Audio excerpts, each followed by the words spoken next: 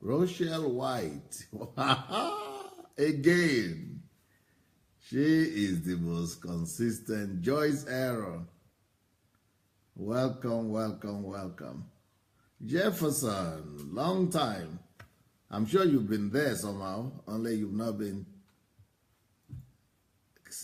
saying hi, I guess, but nice to see you. I'm sure you've been there somehow, only you've not been. Reverend Roslyn, Innocent. Bless you guys, bless you everyone. Justin Mayo, Adeola Disu. You see, I have a topic today that I'm going to talk about that is really very, very, is bringing goosebumps on me. I'm feeling such a high level of responsibility for this message today. Because this message is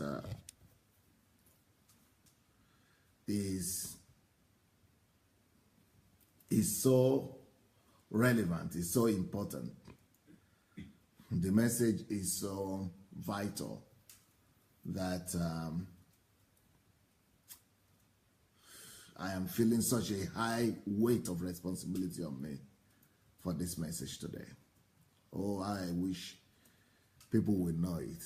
I wish people would know about this truth. And now I wish the country and the nations of the world will come and listen to this truth.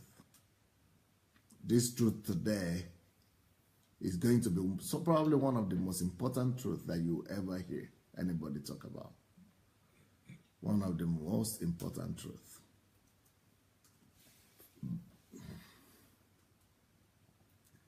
One of the most important truths you ever hear anybody talk about.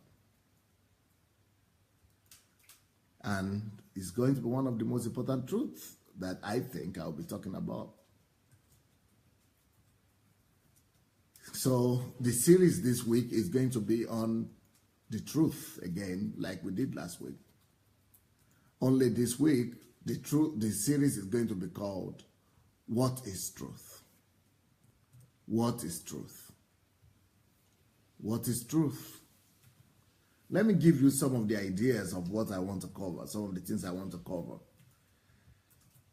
this week. One of the things I want to cover this week, not this week, in this series, because I'm not sure we might finish this week. But I want to talk about what truth is. Then I want to talk about what truth is not. Then I want to talk about what is the truth, because that's a little bit different from what truth is. What is the truth? Then I want to talk about why truth matters. Then I want to talk about the importance of truth. You might say, what's the difference between why truth matters and the importance of truth? But we'll see. Then I want to talk also about how to detect the non-truth, or how to detect lies, falsehood, what is not truth. So this is in this series. Then apart from this series, I have several other topics on the truth that I'll be talking about. So this is so important that I'm feeling a high level of responsibility for it. So please go ahead and share this message with as many people as possible. Go and look for your friends that you really love, somebody you really care for, and go and send the invitation to them. Go and send the invitation to them. So this series we are talking on what is truth. Have you ever heard of anybody addressing that so much? Well, I addressed that a little bit. I heard that address when I was studying journalism in philosophy. They talk about, but no, they never give the answer. They have a whole book about it, but no answer. They never have answer for it. I think that after my message, they will all be coming to get the answer from here. What is truth? And many other questions. Well, Father, I pray that I commit this word to your hand, and I pray that you really help me. You know, not every day I need to pray for assistance from God, but this one I really need this assistance to help me. Father, I pray that you will give me that utterance that is needed. I pray that you will speak to your people by yourself. Thank you that you have heard and you are here. In Jesus' name. Now, somebody could say, how did I know he's heard and he's here? I didn't just say it by faith, because he showed up. I just saw Jesus right now. I can tell you where he's standing. So I just got to know that he's here. And he's giving me his go-ahead and his consent. So he's here. He has just showed up. So we are ready to go. Okay. Somebody else also is saying there that I feel you. I feel it. Good. So,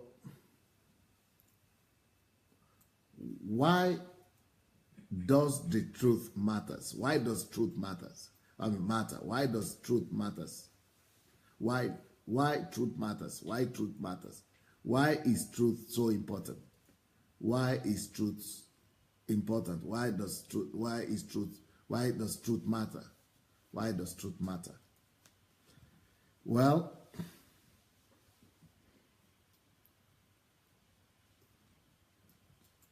truth is important because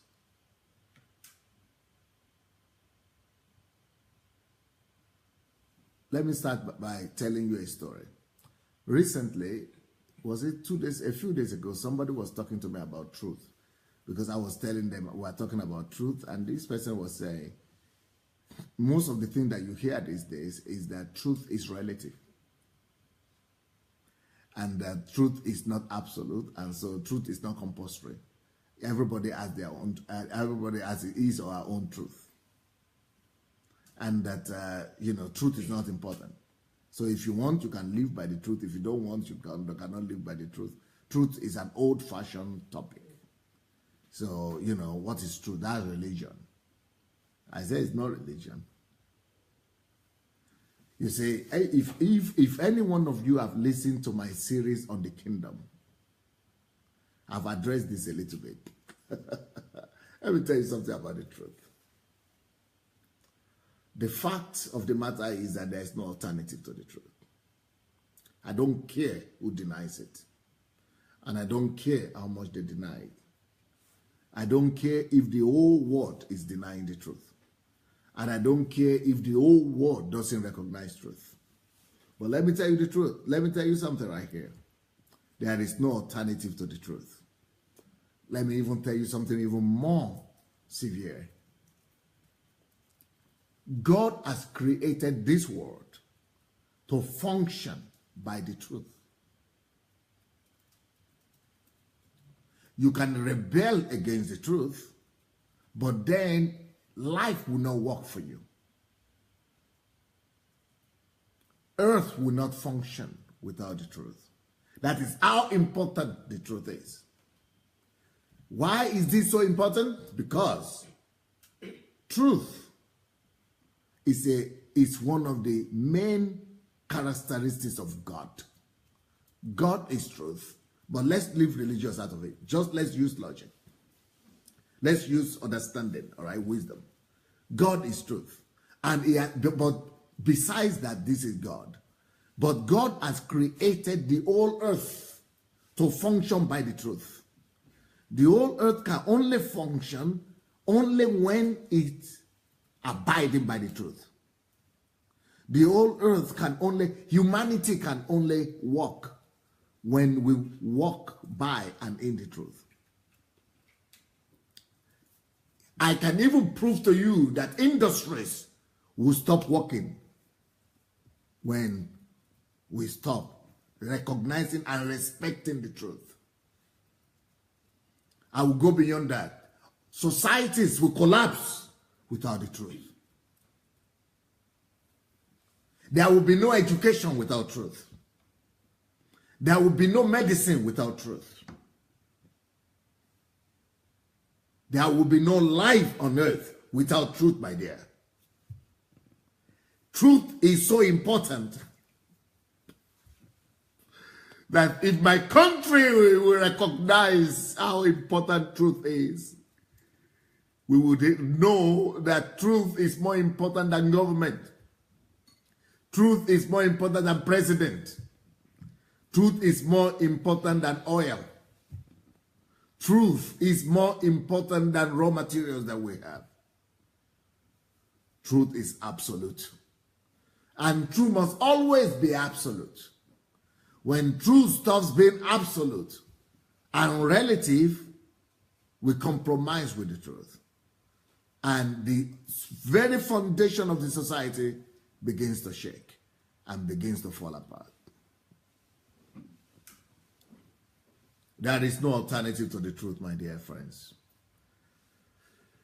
So this person who told me that truth doesn't matter, can you come? Let me use you as an example of success. I told him, okay, you said truth doesn't matter. Let's say, I'm using him as an example. He didn't say that. Let's say you said truth doesn't matter. And I say, okay, you think truth doesn't matter? Okay. Let's take anything. Without the truth, everything collapses. God is the truth, and he has laid the truth as the foundation of the whole universe. In fact, all of us, we wake up this morning and we wake up every day. We go by our daily activities, but we don't know that all these things are happening thanks to the truth. We walk in darkness. We know not. We understand not what we have and why things function. Things only work on earth thanks to truth. Let me give you one example.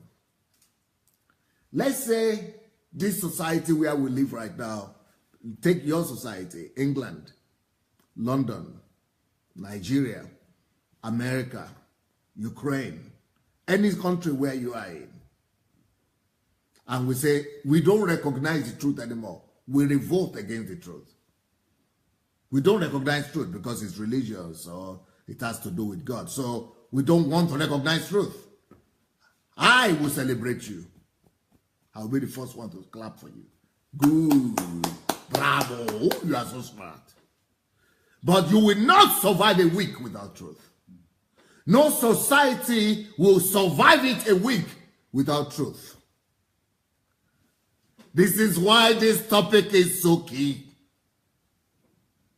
No society can survive it more than 24 hours without the truth. Even 24 hours, they might not survive it. The power and significance of the truth. So you say there is no truth, and I say, okay, let me prove to you. Let's demonstrate it. Let's go to the laboratories of life and find out why truth is the very basis of your life and your very existence.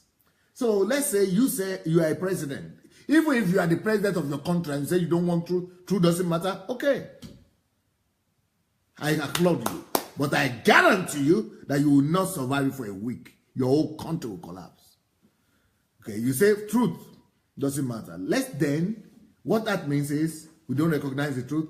We can live without it. Okay, let's remove truth from every sphere of life.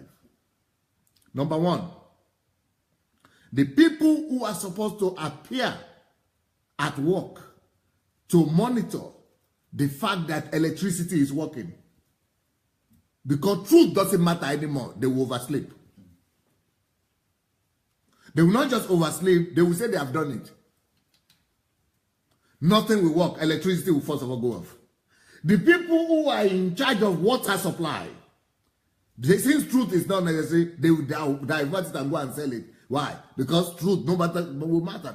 Nothing matters. Truth doesn't matter. So there will be no water. You can't go to the toilet. You go to the toilet, no water to flush it. You wake up in the night, if you wake up in the morning, there is still natural water. You can't iron clothes. You can't cook food. Because your cooking food is connected to electricity. But even if you say, okay, you will not use electricity, you will use gas. But the problem is that gas cannot function with water inside. And since truth doesn't matter, some people will just replace 50% gas and 50% water. And because truth doesn't matter. Then you want to drink water, you want to buy some drink like this, or Coca-Cola.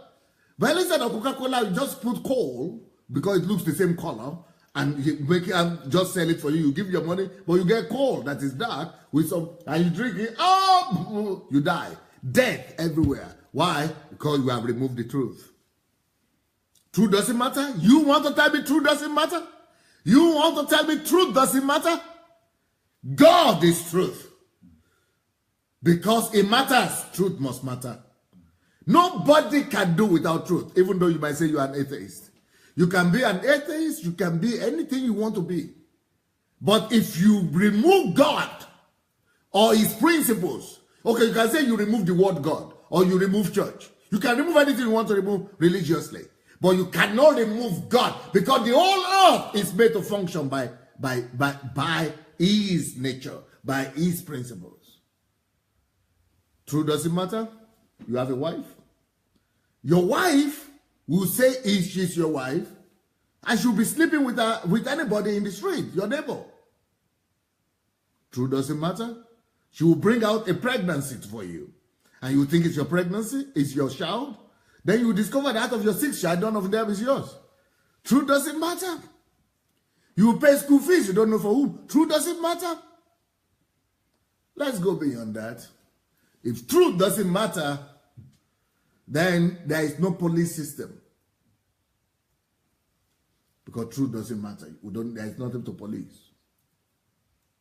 If truth doesn't matter, then law doesn't matter. There is no law. If law doesn't matter, there is no order. Truth doesn't matter? You still want to tell me truth doesn't matter? You still want to tell me truth doesn't matter? Okay, let's continue. Let's keep on going.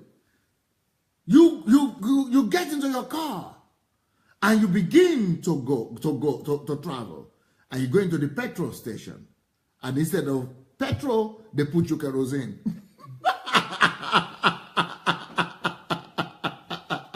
And then your car cannot move. But it's not just your car that cannot move. Every other car that is lying up cannot move. The whole country stands still. No car moving. Even those ones who have oil, petrol, because you have stopped, all of them have to stop too. You want to tell me truth doesn't matter? You want to tell me truth doesn't matter? If then, let's say you have Mercedes-Benz in your country, or this is Germany you are coming from, or you are living in. Because we have a German here. So if you say, somebody say, I love this man, Shy. He said, Shy, I love this man. He's a man, though, not a girl, though. Not a woman, though. But you see, the tragedy of this whole thing is that nobody talks about this topic. Even pastors and churches don't talk about this truth. You know, when last did you hear anybody talk about truth? People don't talk about truth because they think it's not important. It's just some ephemeral understanding, some philosophical or religious thing. Oh, okay. You want to tell me it's religious stuff? You want to tell me it's religious stuff? That's why something I give my life to, you won't tell me it doesn't matter? If it doesn't matter, I'm not so fully to give my life to you.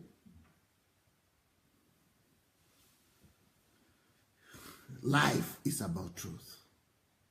And I'm so sad That even in my country today, we don't even value truth. We don't rate truth. If you see a society where nothing works, it's because they have not valued truth. Let me tell you something. Let me tell you the opposite of truth, the importance of, let me tell you a society. Okay, I've told you what will happen to a society without truth. Now, let me tell you what happens to society where truth is highly valued. I'm so concerned about this message this whole week. I'm having goosebumps. I'm concerned that God will help me to pass it across. And I know I've gotten this assurance going to help me. But I'm also believing God that God will help people to get it. And not just to get it. I want to believe God that God will bring as many people as possible to come and hear this. Because if our world could get this right, bad news. Okay, I didn't finish the German something. Okay, let me finish German before I come to what is okay. What truth is, where truth is okay. So, let's talk about Germany. Let's say you are doing Mercedes-Benz. And they also believe, they know that truth doesn't matter. But Mercedes-Benz, BMW, Rolls-Royce, any of those companies and industries, the only reason why they are famous and important is because of truth. iPad, what are they? Smartphones, iPhone, what do you use? Is it Microsoft? All those companies that are famous, it is only truth that is holding them up, not professionalism. Why? Let me prove that to you on the basis of Mercedes-Benz. Because Mercedes-Benz is, okay, I will come back to Mercedes-Benz. Remind me, if I forget to talk about Mercedes-Benz and Germany, you remind me, I will come back, okay? But before I go there, let me continue to say what I wanted to say about, I've told you what is going to be wrong with a society that doesn't value truth, right?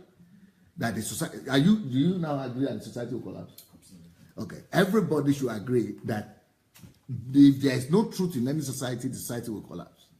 Now, let's now talk about a society where they highly value truth. You see, when people in my country are busy saying that we just need more oil, we need more raw materials or mineral resources, the amount of ignorance breaks my heart. Then now there is another craze in my country. The Oduduwa Republic wants to, not all of them, but some people, some young people there, they want to copy Biafra Republic. They want to go out of Nigeria. You know, Arewa also is saying some things. My people thinking that breaking the country will solve their problem. Oh, wow. Oh, how ignorance is killing my people. Then there is another now, craze now, another, which is not bad, but people don't get it, which is restructuring of the country. People are talking about the restructuring of the country. Okay? No, good idea. All those are just good thoughts. But they don't understand on what basis societies are built. Those things will not resolve the country. They'll be the problem. In fact, let me tell you the thing. If we do restructuring of the country, it will lead to breaking of the country. It might not lead to it. But that restructuring is not that bad. But if we break away from each other, those ones who break away might also end up breaking away, like Ukraine now. Ukraine break away from themselves, but now see what is happening. So, but you see, it is all, we are not treating the disease. And I'm going to tell you that the disease that we really have, that we really need to treat, and I'm going to prove to you that value system is our problem, really. Value systems. Now, there are many, in fact, one of my latest books is going to be about that, the purpose of nations. It's going to be about value system, but let's leave that alone right now. But let me just tell you about one value system, the truth that we're addressing this week. Okay, let me just give you the emphasis and tell you the importance of truth in any society. If truth is valued in any society, if truth is valued in any society, I've told you already what will happen if truth is not valued. Now, let's say truth is valued. What does that give us? If you see a society where truth is valued, you know what that means? That equals to automatically one, industrial development. Why industrial development? Because of just one word, truth? Oh yeah. And if you are interested, I will oblige you. And I will, with all pleasure, tell you why that is so. Because if truth is exalted, only one value in society, there will be no corruption in that society. You know that. Because truth. If that's one. Two, if truth, one quality alone, if truth is valued in a society, there will be no cheating in that society. Number three, if truth is valued in any society, everything will be done according to merit. Number four, if truth is valued in any society, that society will be a developed country. Why? Because truth equals standards. Oh. And if everything is done according to standard, standard equals quality. Truth equals excellence.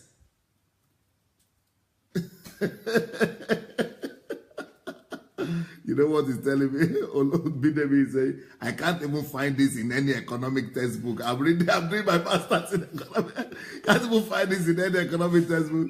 This is using the principles of truth to awaken nations. Oh yeah, this is what I spoke about in the United Nations.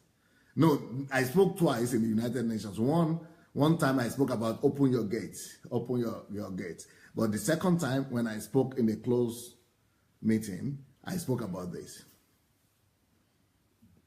They were calling me to be coming to speak to them. They wanted to call the General Assembly of the United Nations for me to speak to them. Anyway, how many have I mentioned? I think I've mentioned a lot. So, but let's keep on Let's keep on mentioning. So, if truth is exalted in any society, there will be security in that society. You know why? No, there will be no bribes. That nobody will not have armed robbers. Just one quality. So when I'm saying that the most important thing that is needed in any society is truth, one quality, and I'm talking, we could have many, we could have many value systems, but at least one will give us all these things that I'm talking about. But let's continue. I talk about economic and industrial, development. If you have, now let's go back to Germany. Look at any developed country today. You will automatically find out that if there is any country that is progressing, it is only because they have exalted the principles of truth above others. Even in Europe here, you find out the difference between Germany and, let's say, Italy. Truth is more vigorously established and pursued in one than the other. In fact, you can even be only just 1% difference.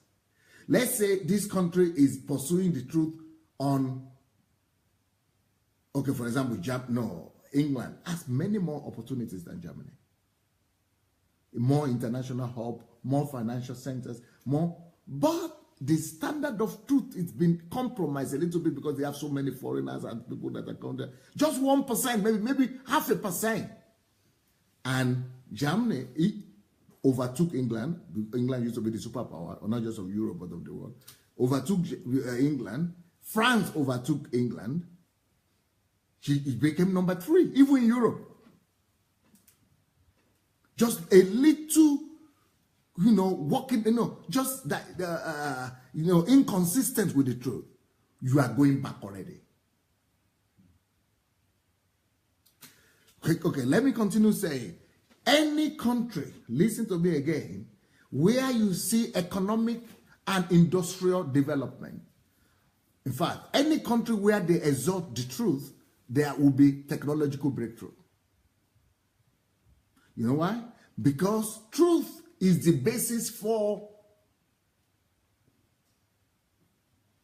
naучно-технический progress. Как это сказать? So truth is the basis for industrial and technological progress. Yeah. Industrial and technological progress. Yes. Industrial, technological, scientific. Science is based on truth. Okay, let me just prove that to you a little bit. Let's say you are building Mercedes-Benz company. And we say there is no truth. We don't respect the truth.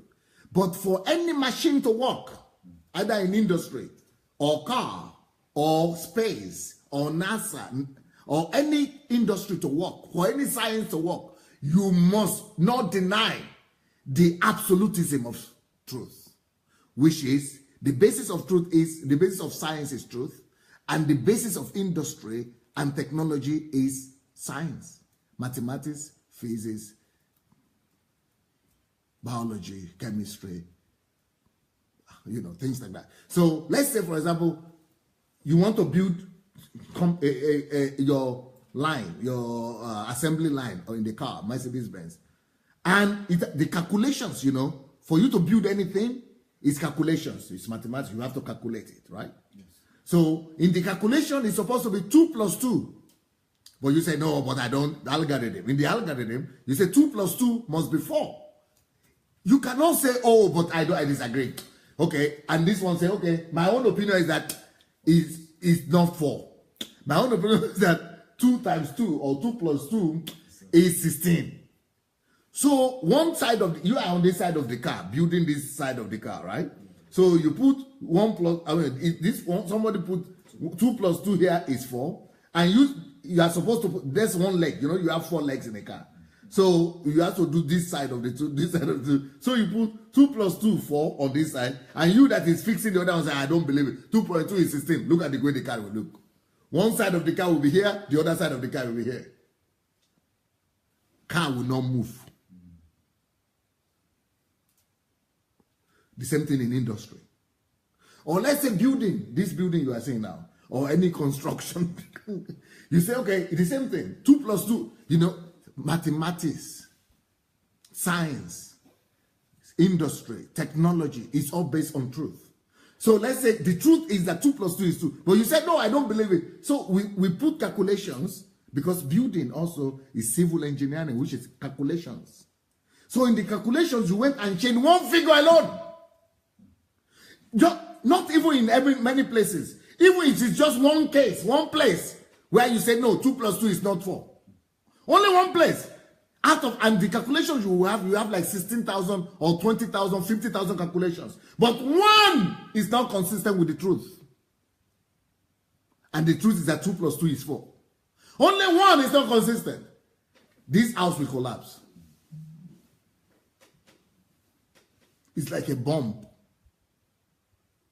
Any car will not work. Any industry will not work. So that's why when you see any society where truth is elevated, where truth is exalted, you will see technological progress in that society. You will see people loving science. You will see people coming out with creativity. You will see medicine growing because of truth. You will see science growing because truth is the basis for laboratories and researches. And if you could do researches, the truth will come out in every area.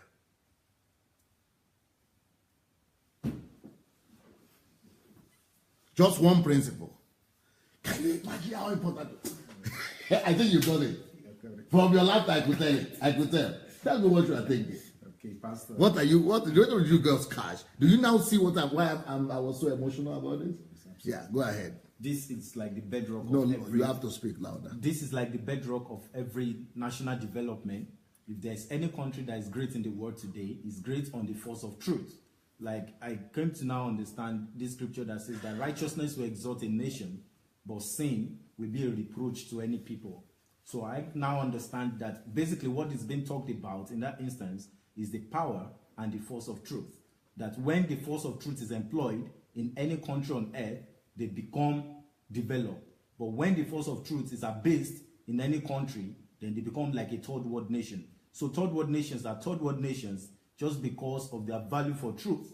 And the first world nations, they are first world nations because of the value and the emphasis that they place on truth. So you now understand why when Lee Kuan Yew in Singapore, Yes. what the only thing he did, he enforced truth.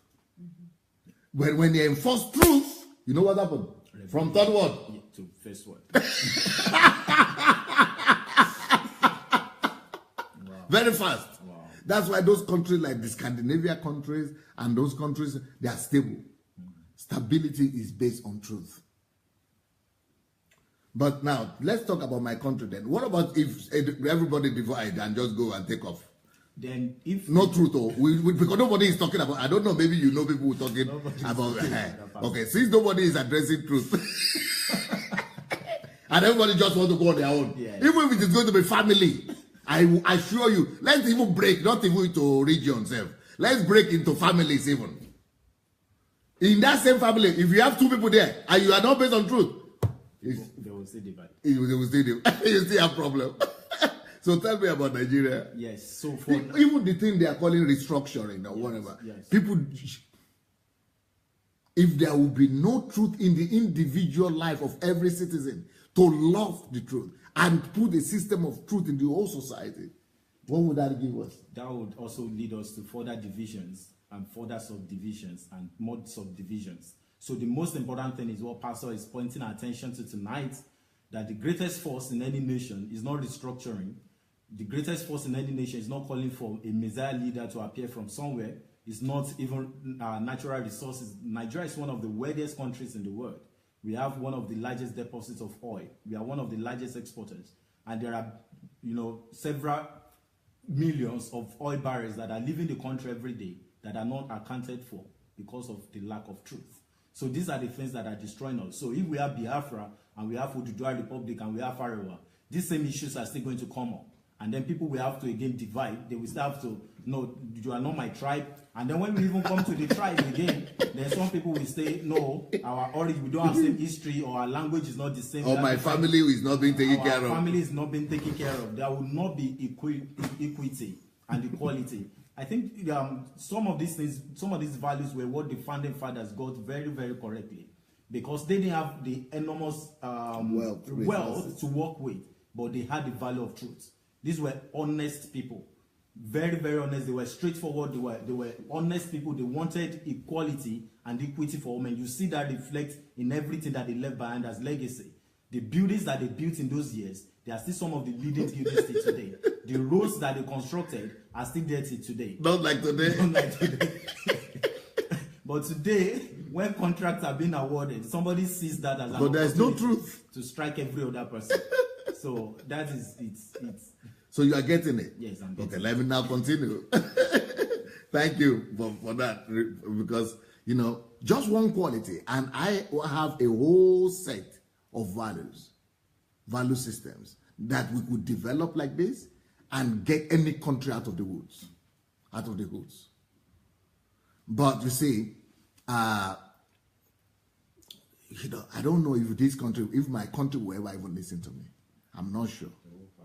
But even if they will not listen to me, I will do my best to at least deliver it.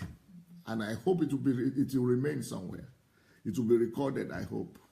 That's why we need to get these things out of YouTube, out of Facebook, so that we know it's secured. We must secure these things in our own place. Because I talk about laboratories, right? Why laboratories? Why do you need to do research? Laboratories to find out the truth. Laboratories is to find out truth. Medicine, medical laboratories and researches is about finding out the truth. That's why you get healing. That's why you get cure. That's why you get medicine. That's why you get, pharmaceutical drugs. Because you find out the truth. Research, libraries and laboratories, they are all about, in fact, physics is about the truth. Mathematics is about truth. Those things, the reason why education is all about truth. The reason why education is necessary, science, is to find out the true way and how God created nature to function. Once you find out the truth about, the heart of man, how he's created, how he's functioning, when he's in line, when he's in sync with the truth, you bring healing. It is when you find out the truth about headache, about how the head is supposed to work, and is in correspondence with nature. It has to be in correspondence with nature. It has to be in correspondence with the way God asked it to function, the way God made it to function. It is when you are in sync with nature, things work. Nothing works until you agree with God. Oh. Nothing works until you agree with the truth of God. So, for example, when you say you find cure for something, the only reason you find cure for it is because you discover how God made it to function. And when you agree with that, with that order of God, with the truth of creation, then you get healing, you get the cure. The reason you have electricity is because people do research to find out the truth about how what light system that God has put in nature works, energy system works. And when we set up our system to agree with the nature, we can produce electricity. You spoke about road. It is because when why are we making road? Why do some road last and some don't last? Because if you do it in accordance to the truth, absolute truth, with the best result and the best research, you discover that the road can last you longer. But when you do it without finding out the absolute truth about how the conditions of things, how things are supposed to be done by nature, how God and nature who created them, God. But if you agree with nature, you prosper. When you disagree with nature, you fail. Nature is God, the truth of God. So God is at the basis of everything, and nobody can escape God.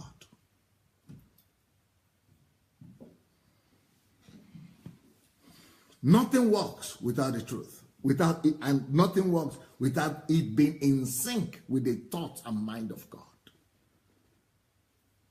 Trees will not walk. In fact, the planting, the things that we plant, why do we know that we have to do irrigation? We have to go and wet the flower. You have to prepare the ground, because the research has been done that that's the way nature has made it to function. And when we discover how nature has made the earth to function, to bring back to plants and things like that, then you discover, we just need to follow the nature. You've been in sync with nature, then you can produce agricultural produce. Truth produces it. You see, truth is the basis for development. But when you live in a society where they tell you that, anything goes, you can just manipulate your way and do whatever you want to do, you come against the whole nature of God, the whole order of creation. You stop your own progress.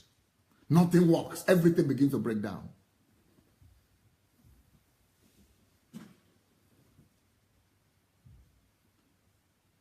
That's why in the beginning I was saying, God, just help me to pass this message across. I see He will do it, but I really wanted you to call your friends, because this is probably going to be one of the most important messages you will ever hear in your whole life. Nothing more important. Okay, thank you so much. Now you can be free. Now let's go into the scripture, okay? to confirm this in the Bible. Isaiah, the book of Isaiah 59. I know that Kate is thinking she will have some things to say at the end. I hope she's writing them down, you don't forget. Isaiah 59. Isaiah 59. 14 to 15. You'll see the confirmation of my thoughts. And listen closely to this. And judgment is turned away backward, because there was a time in Israel when people thought that they could just survive without truth.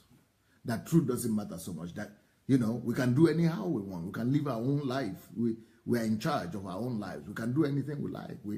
We are okay. Okay, but let's see where this leads.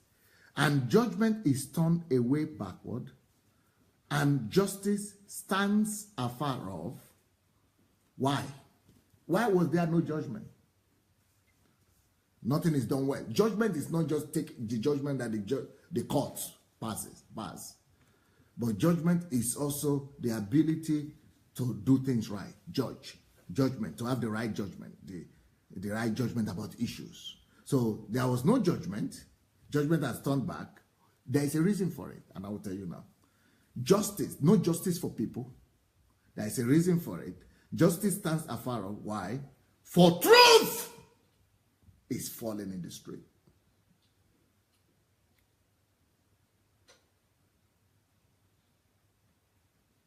If you see a society where there is no justice to the poor,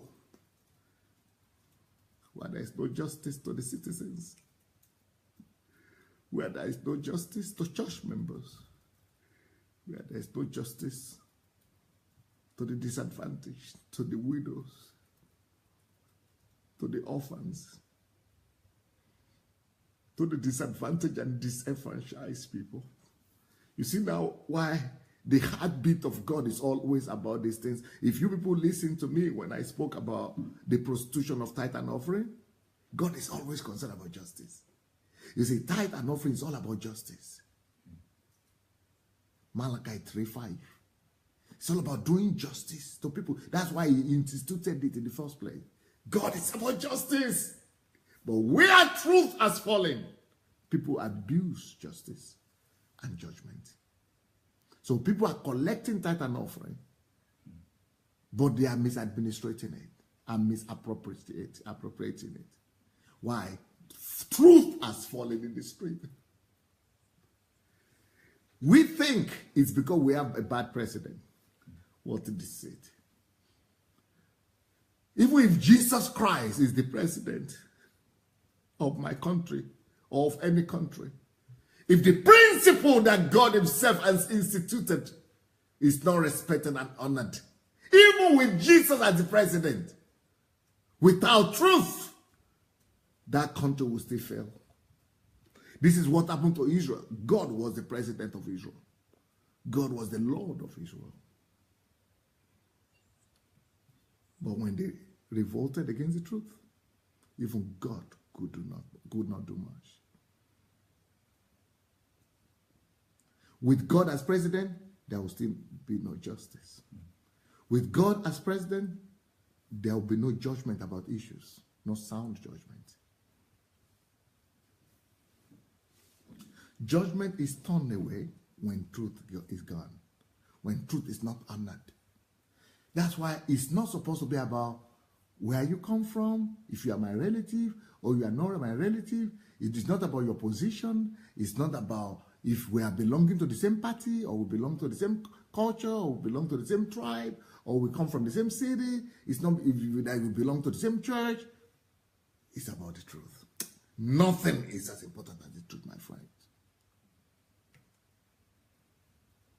And that's why last week I did my best to first of all introduce you to the concept of truth in general on a personal basis before I begin to talk about the society. So that you will fall in love with the truth. So that truth, first of all, will become your own personal friend. Before I begin to go wider and wider.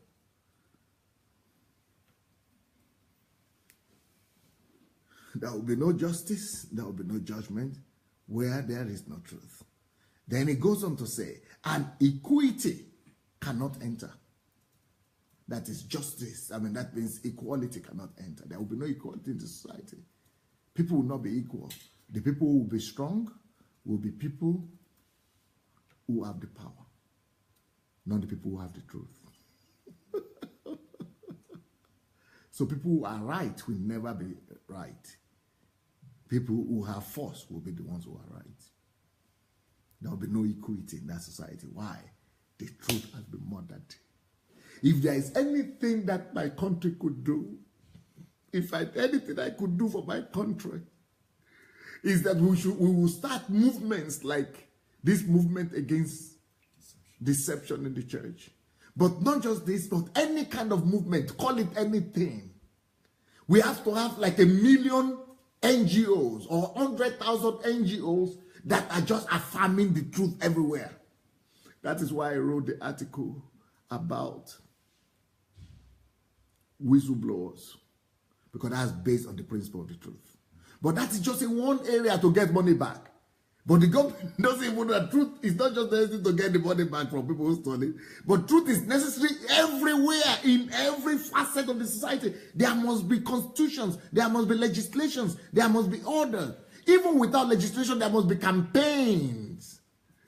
And now, do you understand why, before I started talking about the truth, I had to talk about the plague of silence? Do you now? Are you beginning to see my way of thinking now?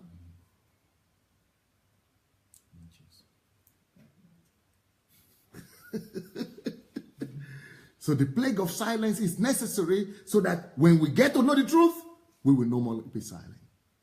We have seen the importance of not being silent. Now we know why. If we could start as many organizations as possible, not even organizations alone, if we could just start for everybody on this platform to begin to blow their truth, the trumpet of truth everywhere. You see, the wall of Jericho fell because of trumpets. That means not to be silent. If we could get as many people as possible who will blow their own trumpet, who will not be silent, any wall will fall at our feet. The wall of corruption will fall if we could just get as many trumpets, as many voices, as many platforms to blow the trumpet. The walls of division in my country will fall. The agitations for the breaking down of the country will fall if we could find as many people to stand and blow the trumpet for the truth. You see, what that essence is talking about, that old thing about Jericho that pastors preach about, Jericho, the wall of Jericho, is giving us a principle. God is teaching us a principle. That when people don't keep quiet, because he said they should walk. You know, when people are active, when people take responsibility upon themselves to do something, you don't even need to do much. Just talk. Just open your mouth. Just blow your own trumpet. Blow your own whistle. About every matter, about every question that you have seen. If you could just tell the truth, have a platform, don't be quiet. If all of us will begin to talk the truth, to tell the truth, that is one of the most important. In fact, that is more important than our oil. That is more important than our mineral resources. That is more important than every plague, that is every wealth or everything we are talking about today. Because it will bring down any wall. It will bring down our wall of Jericho. It could be economic wall of Jericho. It could be political wall of Jericho, but it will bring it down.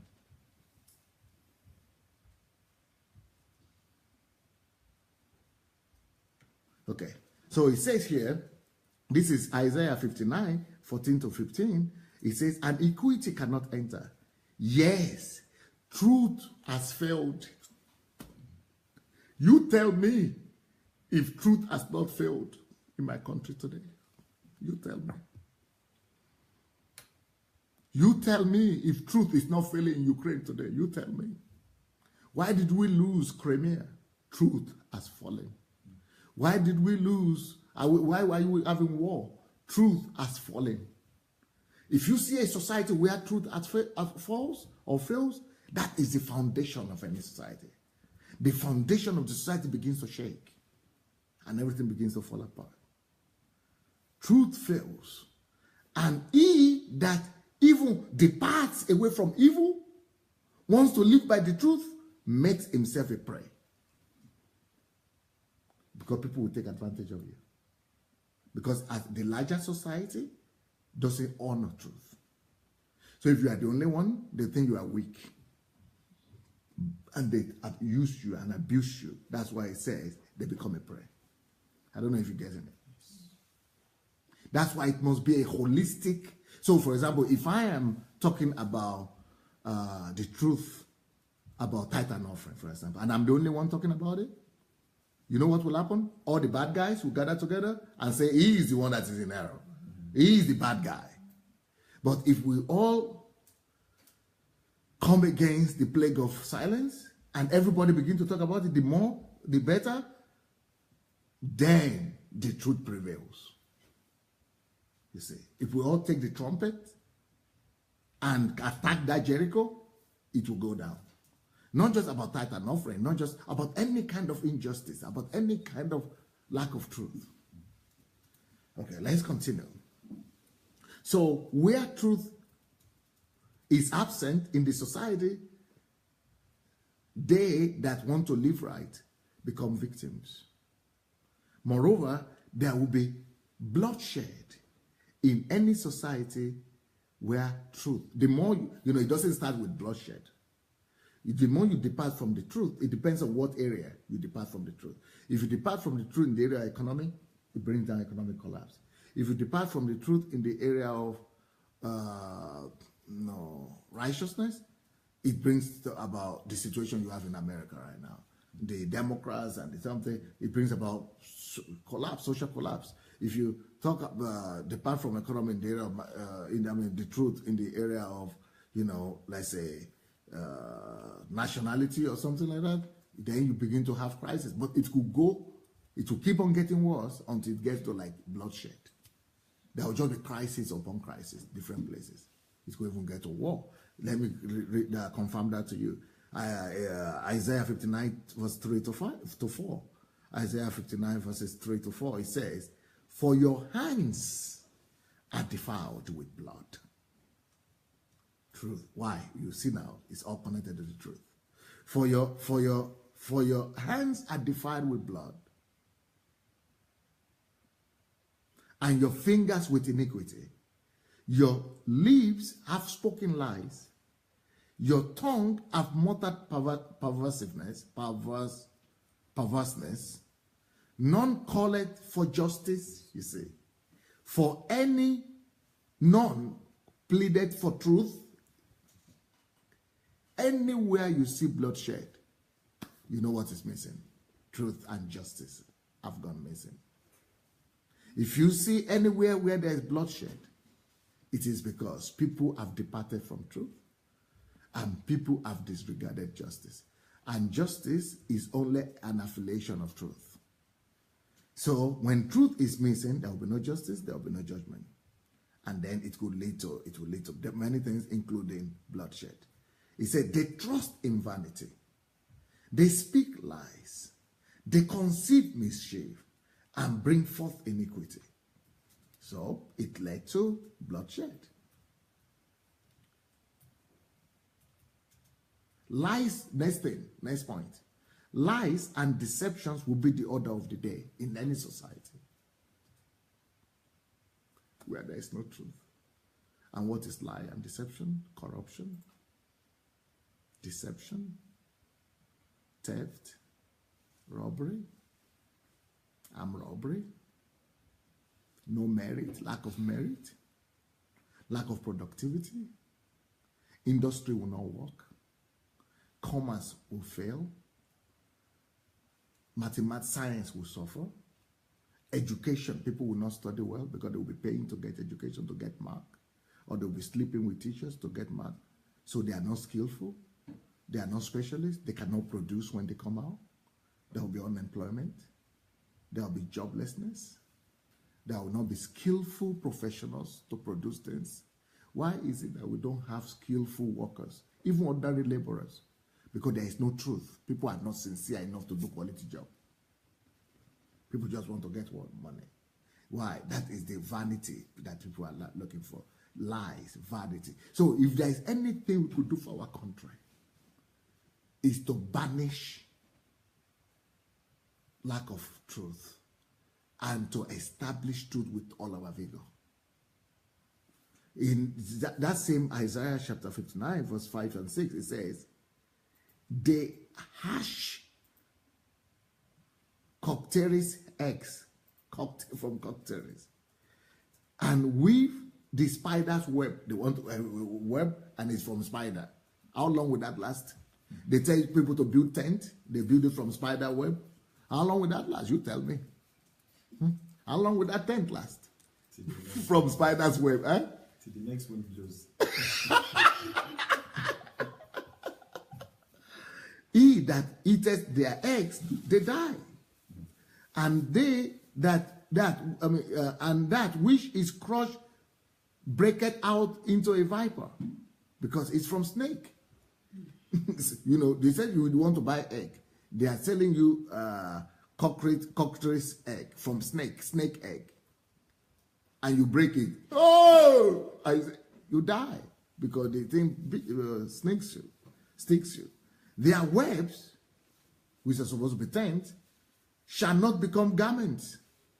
They cannot become garments because you don't do garments from spider's webs.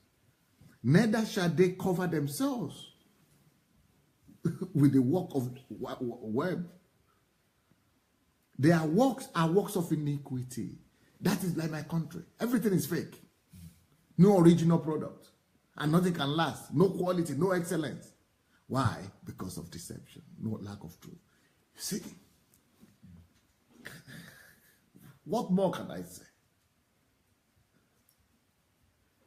This is why truth matters. Does truth matter really? I'm not talking about individual relationship yet.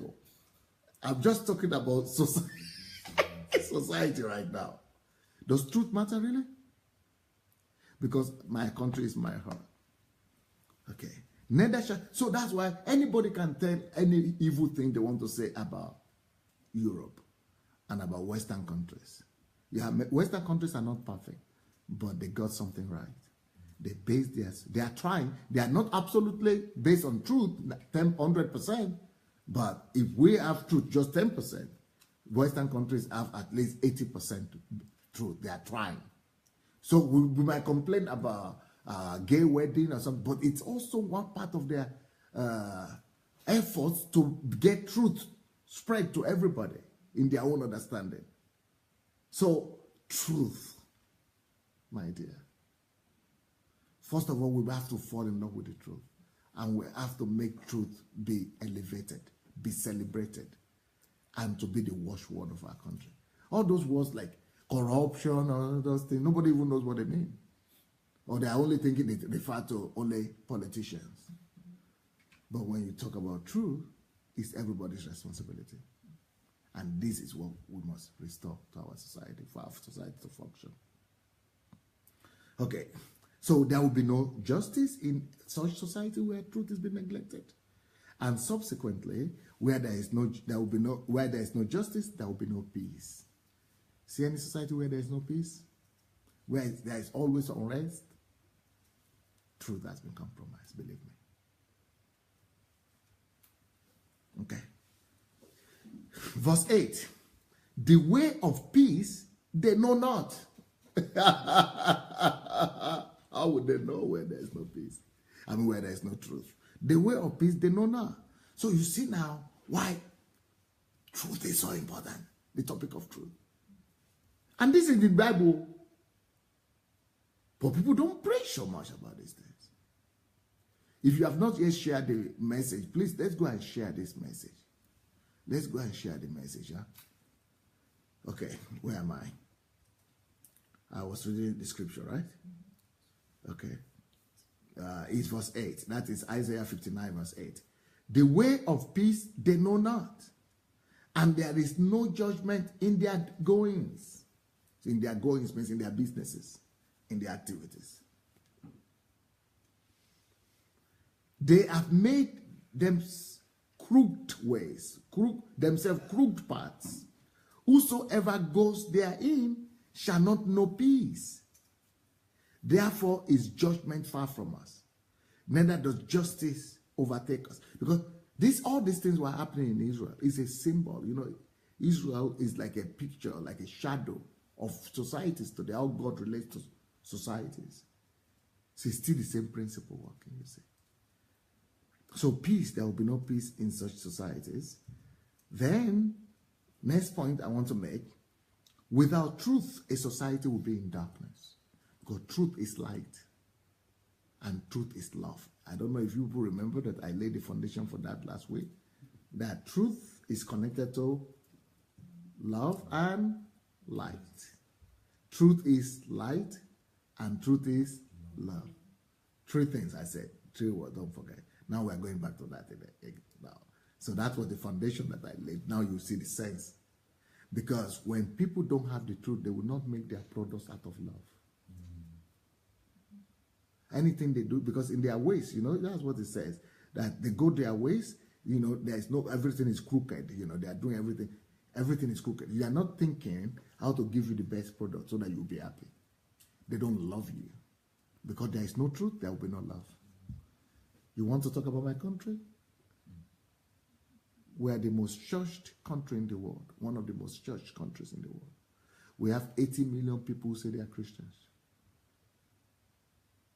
You think we are supposed to know something about love? We don't. You think we are supposed to know something about truth? We don't. Because when there is truth is not elevated on our pulpit. Truth is not being preached, truth is not respected, truth is not being crowned upon our society. We say Christianity is a Christian of love. We don't have an understanding about love. That's why we can pass by those children playing in the street and don't give them any help. That's why we can pass by all the suffering people, all the, you know, the disenfranchised people, or the destitutes in our society, and we don't pay attention. We have no idea about love. There is no love where there is no truth. We could go to church, we think we are praying God. No, God said the worshippers who are really worshiping him are those who worship him in spirit and in truth. Truth is more important than praise and worship. Truth is more important than going to church. Truth is more important than all the gymnastics we are doing in church. Because without truth, we cannot really worship him even. For you all to worship him, it has to be in truth. And when we don't have truth, all our worship are in vain. Believe me. That's the only kind of worship it takes. It has to be in truth. But since it's not in truth, we are only doing religion.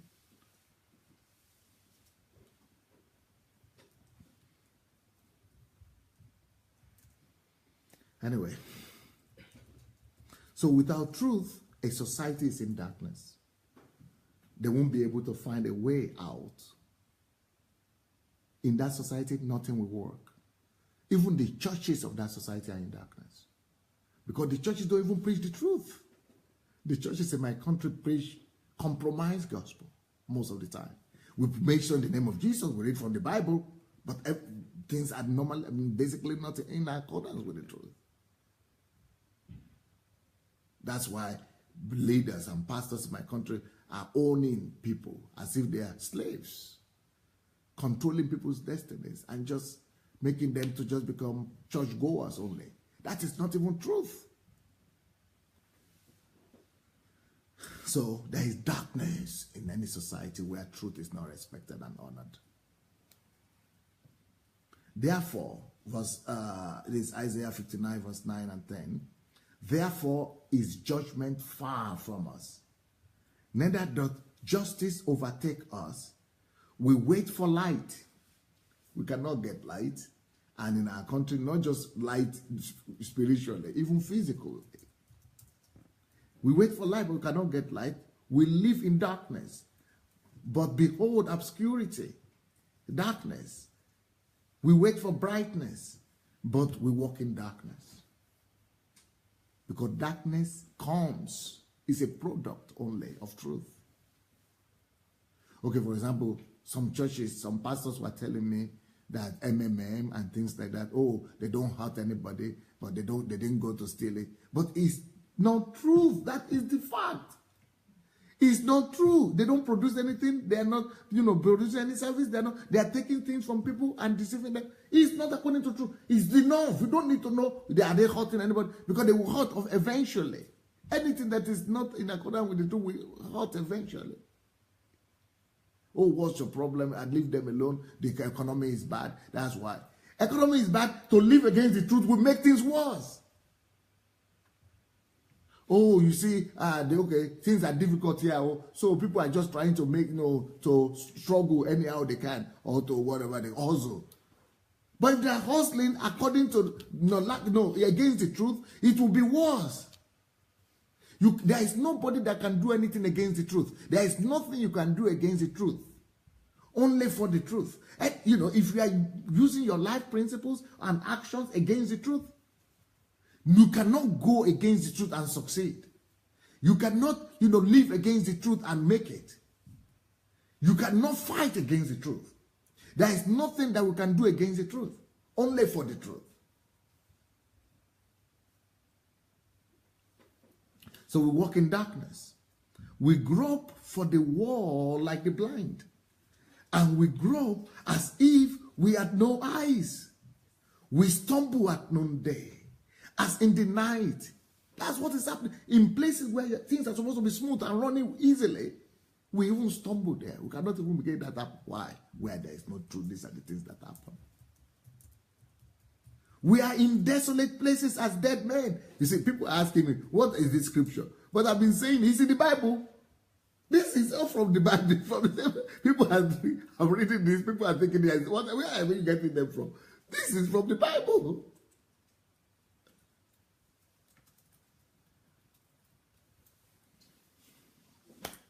That I just finished reading Isaiah 59, 9-10. So the state of Israel then is like what my country is experiencing today. This is all about Nigeria for me. I know it's not just Nigeria. I know any country. Ukraine too falls into this category. Many other places.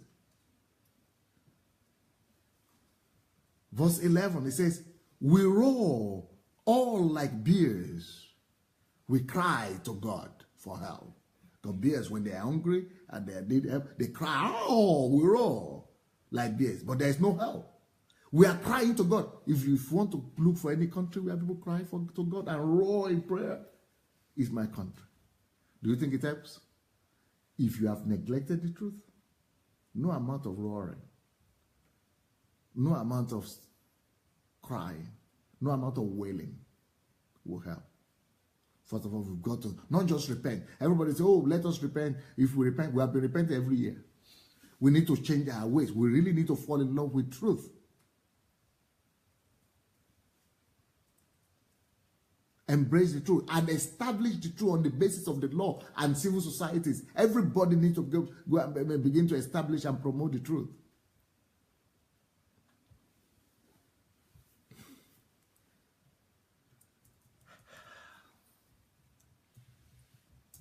We roar all like bears. We mourn, we cry, soar like doves. We look for judgment and we look for deliverance. Where is my book? Only God can save Nigeria. We cry to God, ask for God for help.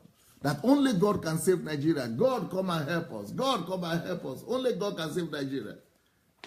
That's why I wrote this book. Only God can save Nigeria? What a myth. It's not going to happen. God cannot save Nigeria. God has already saved because God has already given us his principles and his ways.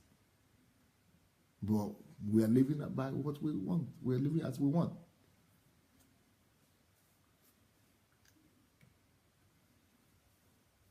So it says, we call for salvation, but it is far from us. So we are roaring, we are crying, we are praying for salvation. It's not coming. Why? Because simple thing we need to do. Go back to the basis of what God has already given us, the truth. Meanwhile, we are still praying, calling on God. But the more we pray, the worse it gets. Why? Let's see. In that same chapter, Isaiah 59, verse 1 to 4, the Bible provides the answer. That God is able to do things. God is not weak. Why is God not answering us? Is it because God is dead? No. Is it because God is weak? No. Is it because God doesn't have, his hands are too short to deliver? You think God's hands are too short to deliver? You think God's hands are too short to deliver? Or you think his ears are too busy or with prayers from other parts of the world that they cannot hear you? His ears are too heavy, too busy, too crowded? No. We've led principles. We forgot about principles, you see. And that's what God says. In Isaiah 59, 1 to 4, he says, behold, the Lord's hand is not shortened, you see. You see, God could do it. God could lift any nation. God could deliver. But it will not lift you while you have left his principle. While you have abandoned him. Because when you abandon truth, you abandon God, really. You go to church, we are religious, but you have really abandoned God. Because the truth is God. Jesus said, I'm the life, the way, and the truth. He is the truth. So the truth, when you abandon truth, you abandon God. So even though we are praying, we need to get back to the truth. So he said, the hand of God is not short, God can do anything. God can deliver, but he will not go and be doing things against his own nature, against what he said he should, or against his own order. Okay, he said, God's hand is not shortened that he cannot save, you see. He can save Nigeria too, but unless we go back to order, he will not do it. And I've written all that in this book. Neither is ear heavy. God's ears are not heavy, that it cannot hear. You think God has been deaf? No, but why is he not hearing? Go back to my order. God has his order. The answer is not in heaven. The answer is here on earth. But your iniquities have separated between you and your God, and your sins have hid his face from you, that he will not hear. Okay, what are the things God is calling sin and iniquity? Because in my country, when you talk about sin and iniquity, they will say, oh, they are unbelievers. We are not sinning, we are not drinking, we are not having boyfriend, and we are not sleeping, we are not smoking. That's its holiness in my country. But come and see, come and see what God is referring to as sin and iniquity here. Because God is looking at the heart. We are always mentioning sin by outward things, but God is looking at the heart all the time. He always looks at the heart. So here he's saying, but your iniquities have separated you and your God, and your sins have hid his face from you, that he will not hear. For your hands are defiled with blood, and your fingers with iniquity. Your lips have spoken lies. Your tongue has muttered perverseness. Now come and say, none calleth for justice, nor any pleaded for truth. Justice and truth. As a result of that, you began to do all the other things. When there is no truth, there will be no justice, and after that, all other evil will begin to take place. And none called for justice, and you didn't plead for truth. These are the things we are supposed to be pleading for. In my country, we are not pleading for this. We are pleading for change and things in the country, but we are supposed to be pleading not to God, but to ourselves. The only preaching we are supposed to be preaching in our country should be about truth and justice. But you see, the thing we are preaching about? Prosperity, healing, miracle, breakthrough. So God is saying here, the problem is not because God cannot deliver, not because God cannot, but the things you are preaching about, the things you are talking about are the wrong stuff. You are laying the wrong emphasis. You are paying emphasis on the wrong things. The things you are supposed to be preaching about should be truth and justice. But if you go to my country, most churches, 90% will be preaching about the same thing. Oh, tomorrow is your breakthrough. Oh, before the end of this, things will happen. Oh, the people who are doing you, the people who are behind you, people who are standing on your problems, people who are responsible for this, demon will do this, demon will do that. You are not pleading for the right things. If you will begin to declare and plead and pray and live and beg people to live by the truth and for justice, you will discover that God's hands are not shortened. Then you will discover that God's ears are not heavy. But instead of that, what do? They trust in vanity, miracle. Speak lies. Promise that today is your day. And next month Sunday, they will say, today is your day again. They conceive mischief and bring forth iniquity. These are the things we are doing instead of facing justice and truth. That is why, my friends, I know that my time is going, but I cannot stop this thing. I have to bring it to a conclusion. Otherwise, it will not make too much time to people, right? So that is why it is a revolution of values. Success. It is a revolution of values we need, not the revolution of breaking the country. It is revolution of value we need, not revolution of restructuring. We can still do restructuring later, but let's change the people's heart first, people's attitude first. The people who are doing that, the restructuring, they want to gain their own thing. They don't have the right, and they don't love the truth. And as long as they don't love the truth yet, nothing will change. They will make things only worse. So the revolution we need is a revolution of truth and values. It's not just another political system. It's not just another president or another political party. It's the revolution of values. Revolution of values. And all individual, all country, all citizens must participate in this revolution. All of us, we must take part and start campaign in our own way to make this revolution a reality. In Jeremiah 7:28, it says, "But thou hast said unto them, this is a nation that obeyeth not the voice of the Lord their God, nor receiveth correction. Truth is perished." Again, only one thing is concerning God: truth. Truth is perished and is cut off from their mouth. I see that Carol Wise is ready today. This is the kind of topic she likes. We will have to hear from her wisdom. So, you see, I normally say one thing, that nations are great. If you remember, nations are great not by the virtue of their wealth or raw materials or mineral resources. Nations are great not by the virtues of their wealth, but by the wealth of their virtues.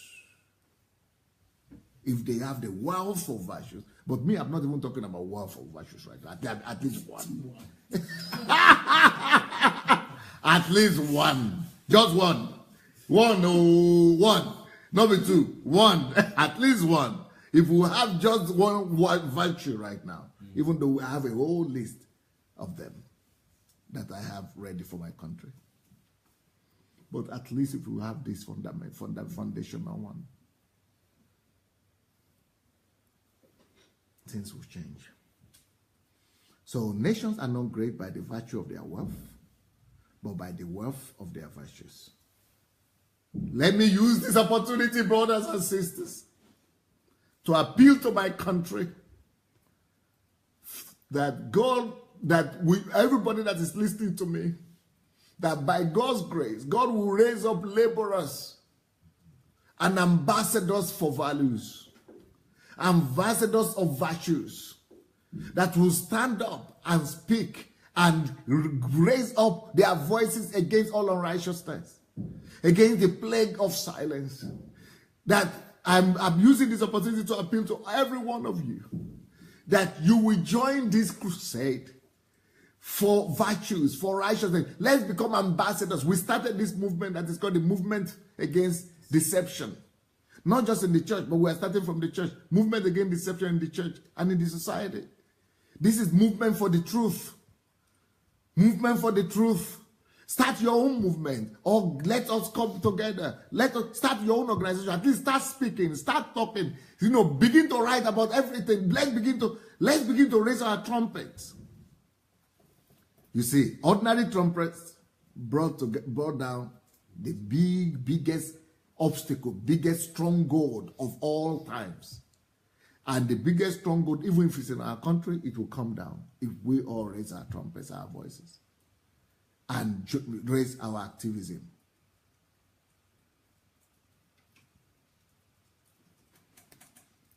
So we need ambassadors. If you have not yet registered to become an ambassador or a committee member for the Movement Against Deception, please go to Facebook page The Facebook page is called Movement Against Deception in the church. Go and register there. There is a form there. Go and fill that form. Go and like the page. Go and join the group. Let the revolution begin.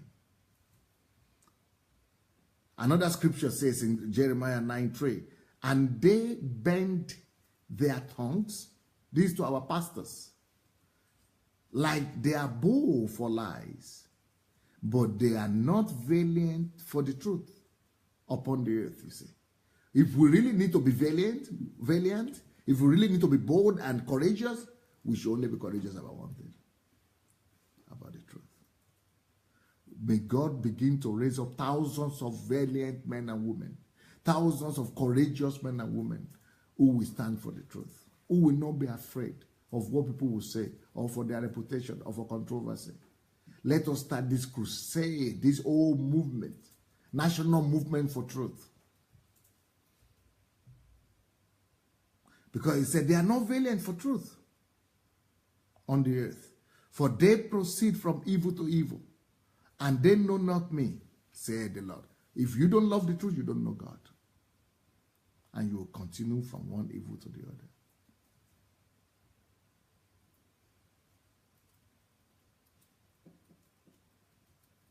But these people, this is a people robbed and spoiled.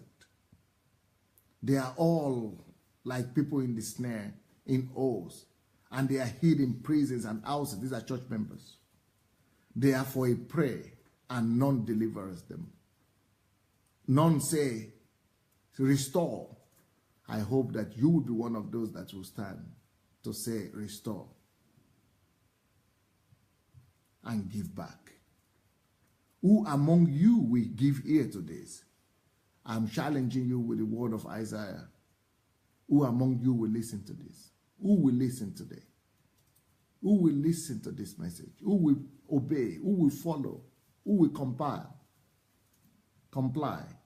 Who will hearken and hear? For the time has come. This is Isaiah 42, 22, 23. Just like today. Who is going to be the first one, guys? Carol Wise? Oh, okay. It's going to be Kate. Why did you wear that thing? You are cold? Yeah, I was. Okay. It's okay. Because you were looking nice before.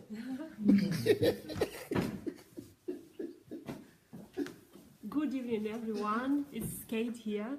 And, well, actually, when Pastor started talking, in the beginning, maybe in first 5 minutes when he started talking, I've been like, I got a cold shower, you know. I became shocked and how to say trezve. Yeah. Sober. Yeah. And I became sober because I immediately start seeing my life without rose grasses. I started seeing everything around me. It's like, you know, when people are dying, they see their life running fast in front of their eyes. Yeah. This is what I saw. Like a film. I saw like a film my life. I saw everything that was not clear to me before. Everything, all the questions that I had before about why in my life, in society, everywhere things are wrong. I started seeing this. As Bible says that you shall know the truth and it will make you free. And like I couldn't even hold my tears because it was overwhelming. So I have outlined some things to share with you this time because it's too much to remember for me. I have seen the beautiful world God has created because I was asking myself why everything is so much in disorder. And people are praying, people are struggling, and people are running rat race to make order in their lives. But the only thing they need to know, they need to face the truth, which they usually don't do. They do everything. They run. They spend their time, you know, in suita. What is the name? in confusion. They are just running all over the place and never stop to face the truth. But if they would face the truth, if I would stop and face the truth, which is not what I thought before, if I would stop and face the truth, everything would become in order. Because I was asking myself, I'm 36 years old, I'm looking behind in my life, and I'm really not satisfied with what I see.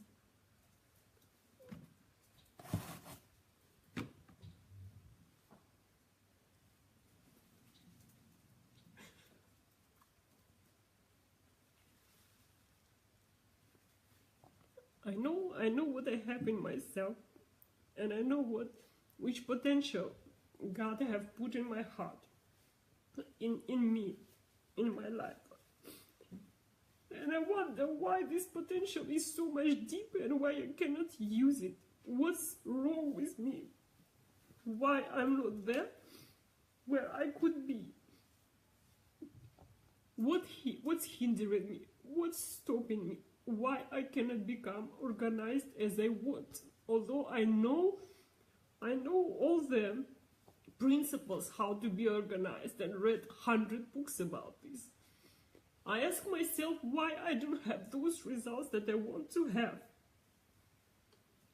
And I can have for God, because He sent me in this world to make a change, not to live for myself. I don't want just to die and be forgotten. I don't remember the name of my grandmother, and I don't want this to happen in the future with me. I don't want people just to forget about me, that there was someone living and he never mattered. I want to live forever on this earth. I don't want to live my life just to perish and just to disappear as wind. I don't want. And I was asking, like, my time is going away. Why I am not there where I want to be? I know where I want to be, and I'm not there yet. And when Buster started talking about the truth, that actually truth is not what I thought truth was before for me. What truth was before for me? It was just words. I thought truth is when you say truth. I thought truth is when you say truth to yourself, you say truth to another people, you say truth. You don't say lies. This is what I thought truth is. And the topic today was truth. What is truth? And I found out that truth is everything how it should be. This is the truth, and I have to be looking for it. I have to be looking for how the things should be according to how God created everything. I have to ask myself and answer to myself question how God wants things to be on this earth. I have to answer myself to the question how God sees me, people around, how society should be, and I should go and fix this thing. And this is the truth, not talking, not words is the truth. The words, they come after this. You will say truth when you live in according to truth. Then you will, it's not, words is just an expression of who you are. So how I was living, it was not close to the truth. I don't know how I was living before, but it was not any close to the truth, because I never looked for truth, actually. Now, when I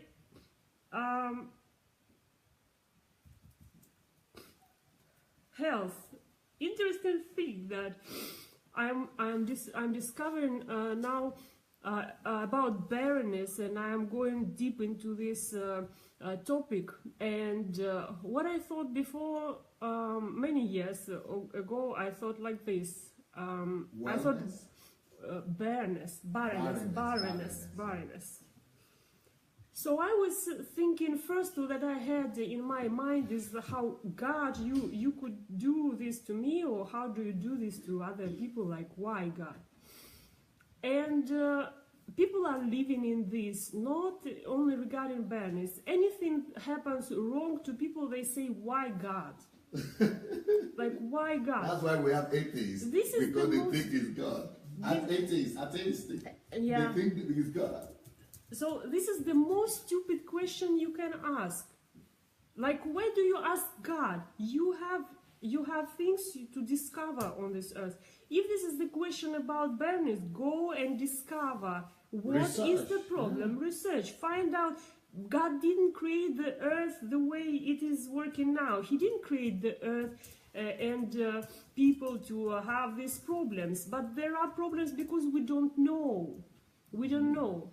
You know that in the past, half of women were dying when they were giving birth or having been pregnant. Yeah. We don't have this anymore. We have maybe 10% of women struggling from this, not half of them anymore. It means that we got to some level of knowledge, and we are now on the way to finding the truth. But you know, and church has to be the one answering this question and looking for truth first.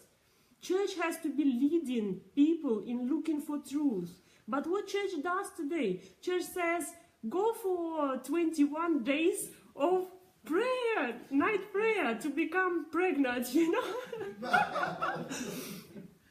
Pray for evil spirits, for river of evil spirits that are flowing into your life. Protect yourself from everything that were hidden in your house that makes you being barren.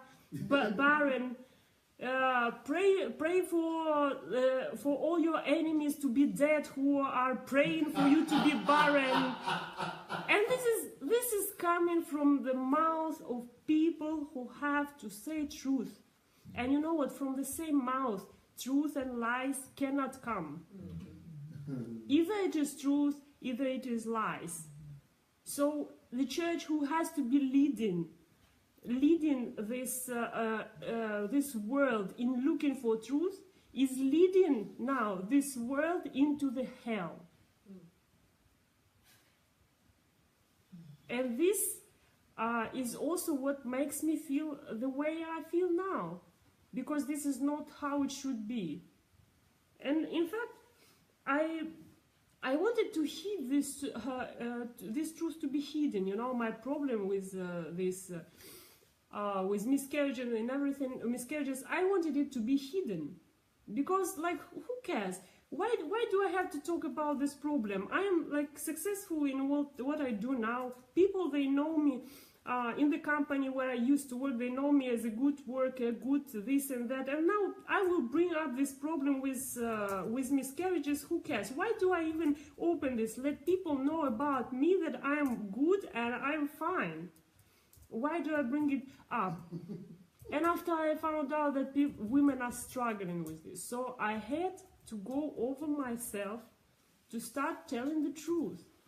That, you know what, you can live with it, and there is no problem in it. Like, if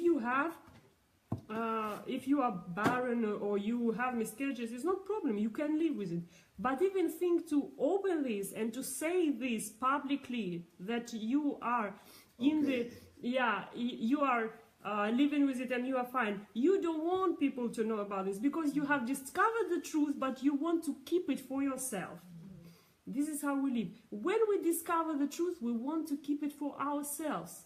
We don't want to go farther and to tell. And then the world collapses. Everything collapses around. And we are only happy that everything is fine with us. This is not how it should be. And everything that we ignore will then hit us from another side. You know what? I also discovered that I don't love truth at all.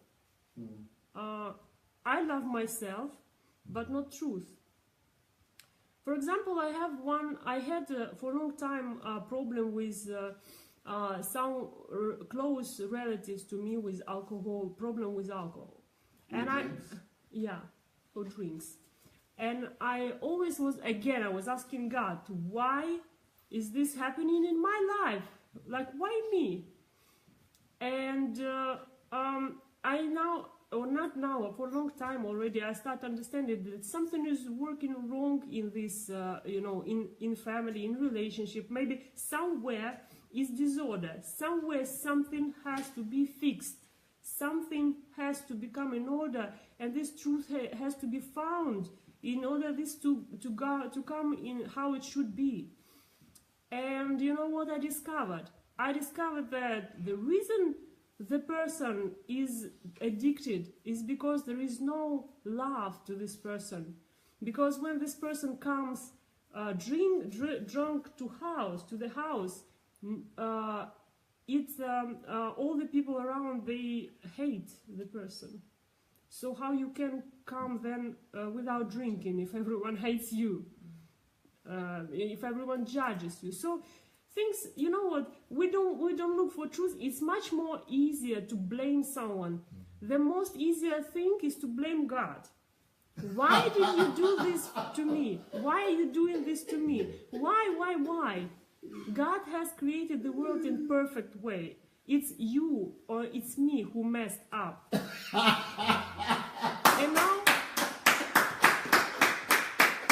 And now instead of fixing this, you and me, we say, I don't want to know about this. I just want my life to be fine. So what is the shortcut? What is the shortcut? Do I have to go for 21 days for night prayer? Okay, let me do this. Do I have to, I don't know, do I have to give someone money to fix this problem? Let me do this. So we are living only for ourselves in our small world, and let the all other world collapse because I don't care.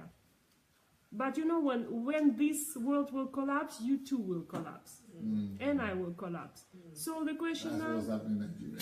Exactly, this is what's happening. So the reason I am in condition now, I'm just like, I'm broken. Because this is not like bad brokenness. It's like I'm broken to be built from the beginning. Because now I want to start building my life on truth. And I'm really excited because I know that there is really exciting world in front of me, because I know that God created this world in perfect way, and I'm looking forward to live in this beautiful world and to build this world. I'm very excited about this.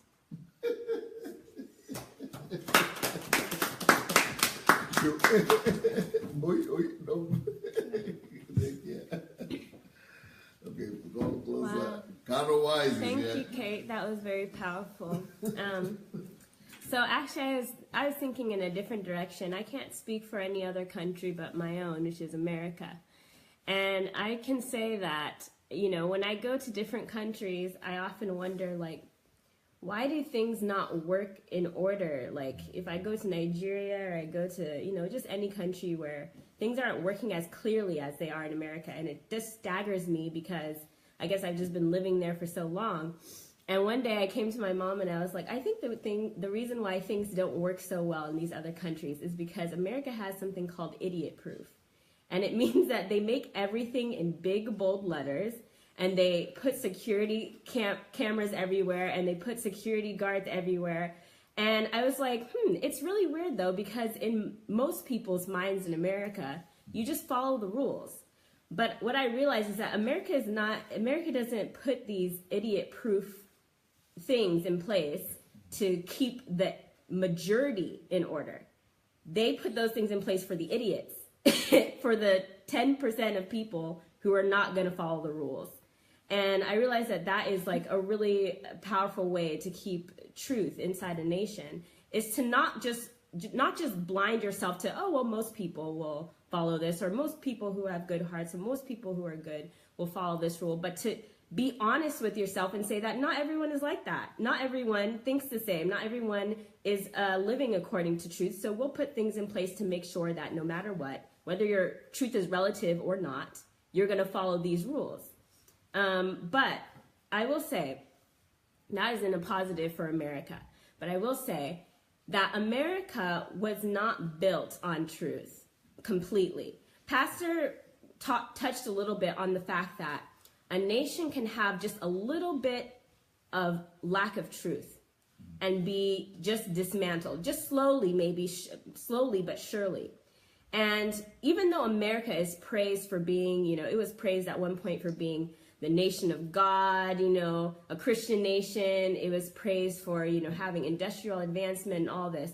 The truth is that they had a crack in their foundation, and that was in the equality of man. They built that nation on inequality.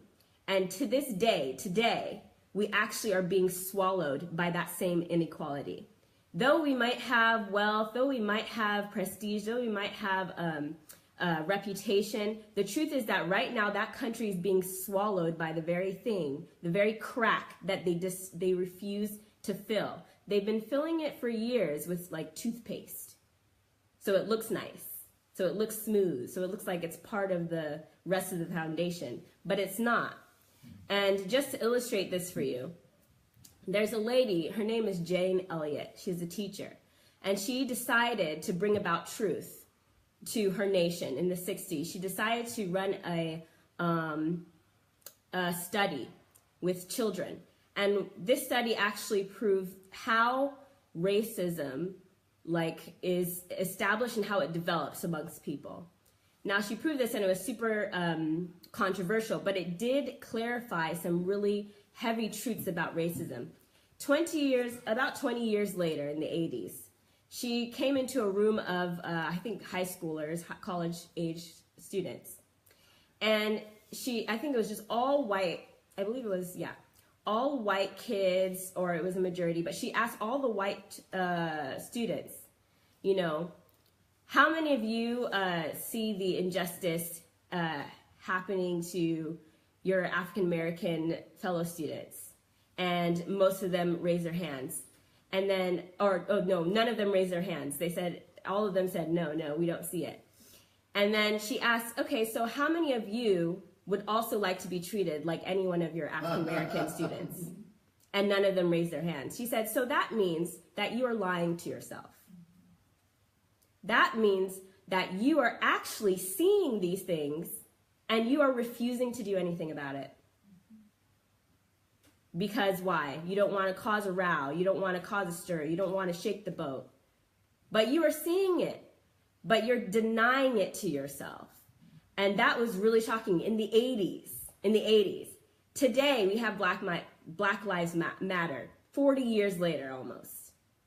Why is this problem continuously reoccurring? Why can't we just settle it? Why can't we deal with it? Because this one area of America refuses to live in truth. And today, it is swallowing America whole. The inability to be accepting of people who are different from you is swallowing America. Now it's not just Black people. Now it's Mexicans. Now it's, Middle Easterners. Now it's all kinds of people. That issue, that crack on which they built America. America was built on the blood of Native Americans, on the backs of Black people. That problem, which they refuse to deal with, which they continue to put toothpaste in the crack so that it looks nice, is swallowing America whole. So just to illustrate to you how a small problem in the foundation of a truth when it comes to a nation can consume a nation, a great nation, a nation that people praise. And you can see what's happening now. The division in America, it's ridiculous, something that we haven't seen for a while. But it's something that keeps reoccurring because we refuse to be truthful about the situation. We, just like those students in that classroom, continue to deny ourselves the truth. The first level of truth, telling yourself the truth about yourself. America refuses to be truthful about itself. Wow. And so it's destroying itself. But they don't know that. Everybody now has their own relative truth. Yes. But they all are denying the fact that there is a huge problem that they are refusing to see. Huge elephant in the room. Huge. Now, the elephants, myself and all of my fellow colored and immigrant people, we know that there's a problem. But it's the person who is deceived that needs to know the truth, not the people who are enlightened. Just like those security cameras that those security guards keep those people who are deceived in themselves, those things need to be put in place. There needs to be truthful establishments that keep ignorance and deceit, self-deceit out. So that's what I will have to say. It was short, but I don't have much else to say. Anyone else?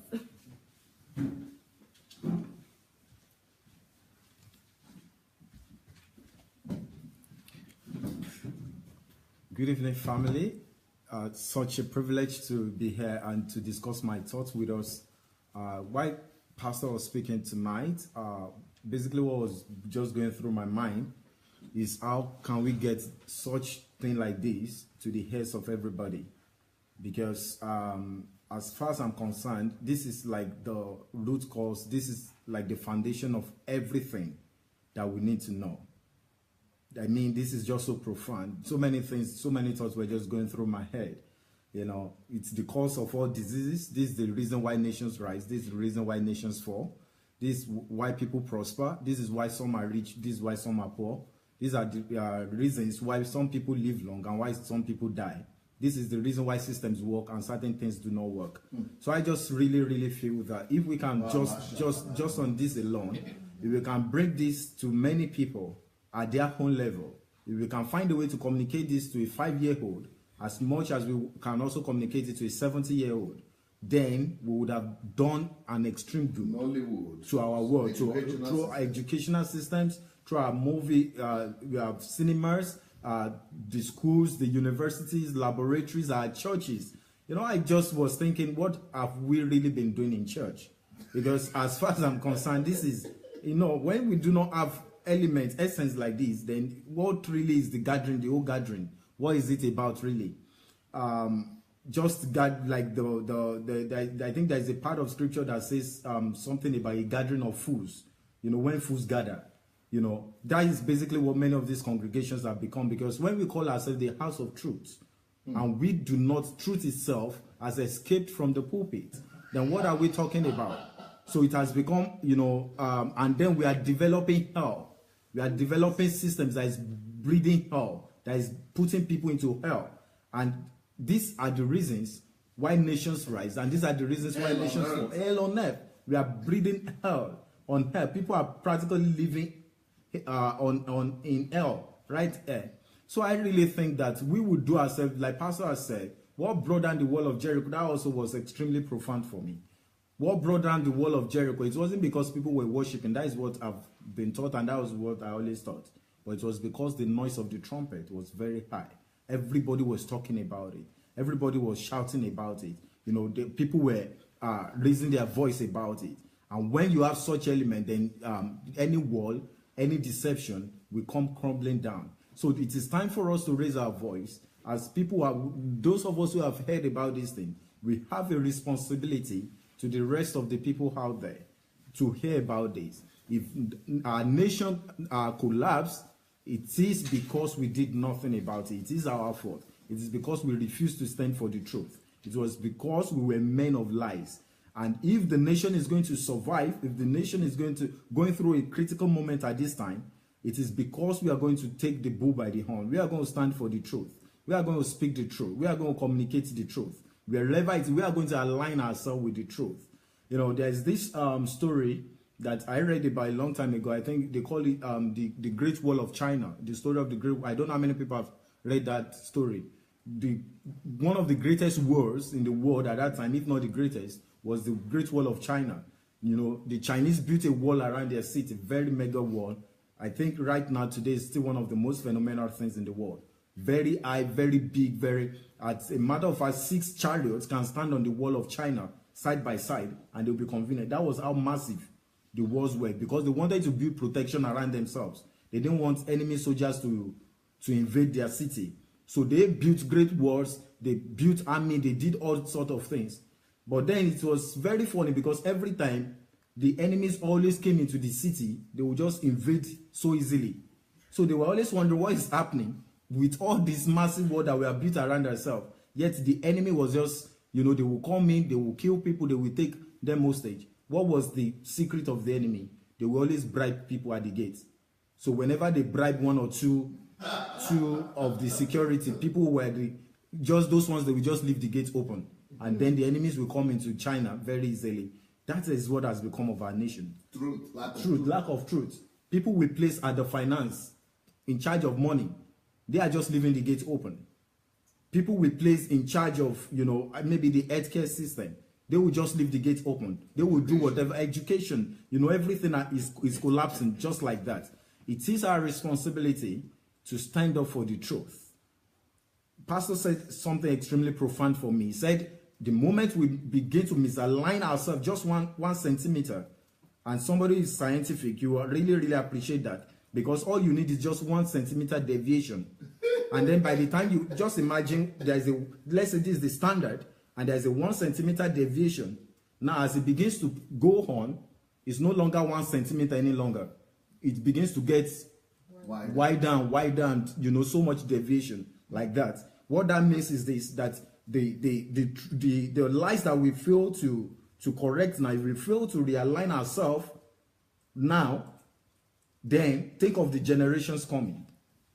Think of how much deviation would have happened to them.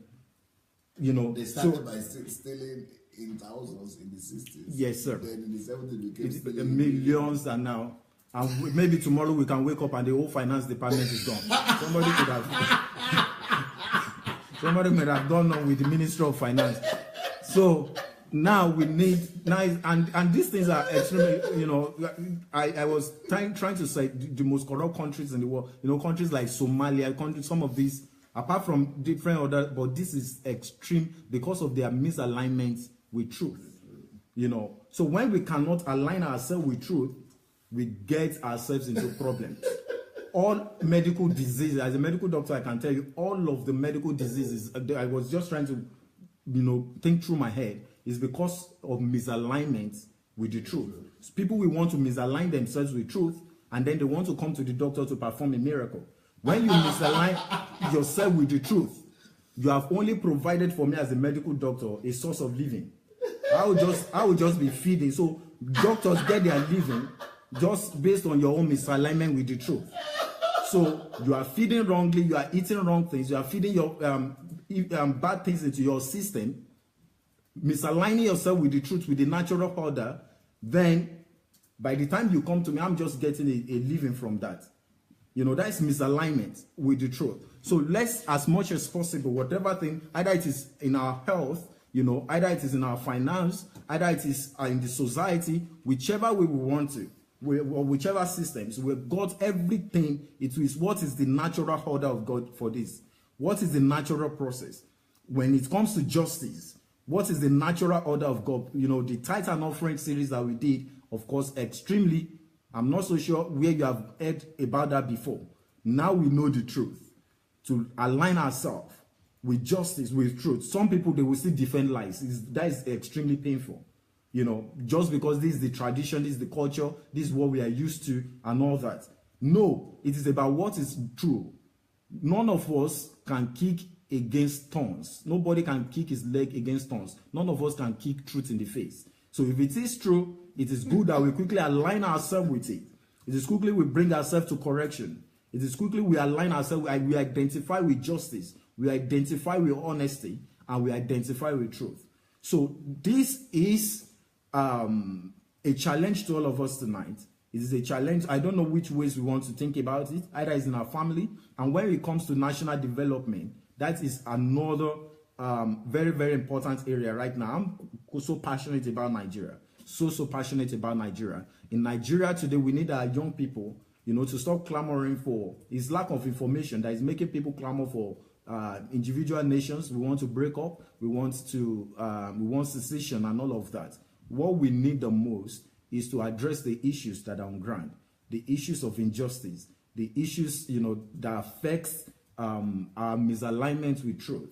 What is happening to we ourselves? First of all, we have to begin with ourselves before we begin to even make accountability. We demand accountability from our government. So we need all of this information, whichever way we want to. If you can sing about it. If you can dramatize about it. Right. If you can write about it. If you can speak, make videos, begin to talk about it. We need to publish all of these things from the mountain, from the rooftops. We need everybody to hear about it.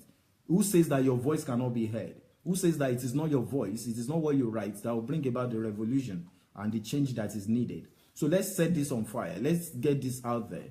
We have heard tonight the power and the force of truth. Righteousness, the force of truth will elevate a nation. It will enthrone a nation. It will enthrone anybody. But then, misalignment with the truth, misalignment, going away from the truth is a reproach, is an embarrassment to any persons. Thank you so much.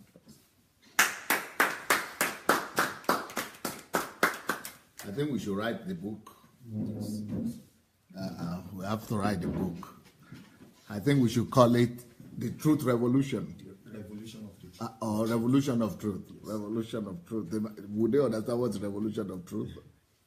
Anyway, Paul Ohaniere. Paul Ohaniere is one of the crusaders. So if you have not checked out Paul Ohaniere's videos, go ahead and look at him. Go ahead and listen to the guy. He is on fire.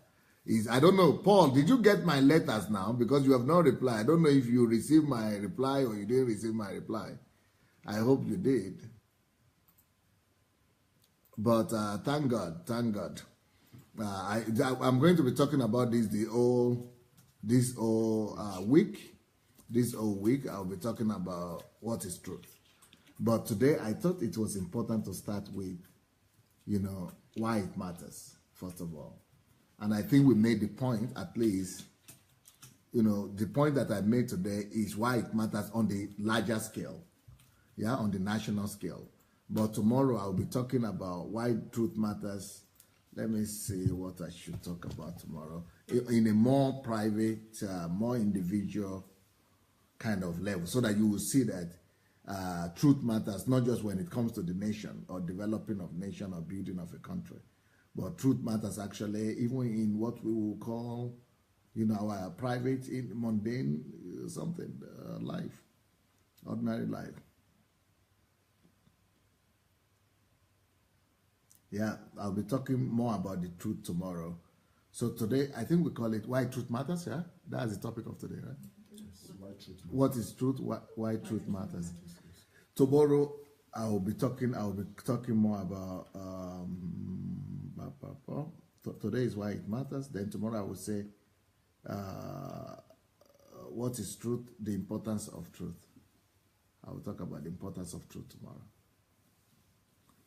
Hello, sir. Paul Ajogbe said, I want to come to Ukraine month end. Why not? Why not? Write to me. My email is pastor@godembassy.org. pastor@godembassy.org. But also, you need to write to my guest department, because they are the ones to facilitate your visit.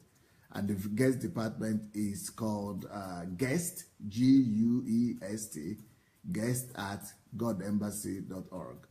guest@godembassy.org. Yeah. So if you write there and duplicate it to my email, which is pastor, I'll be able to, you can come at any time. Everybody is at home here.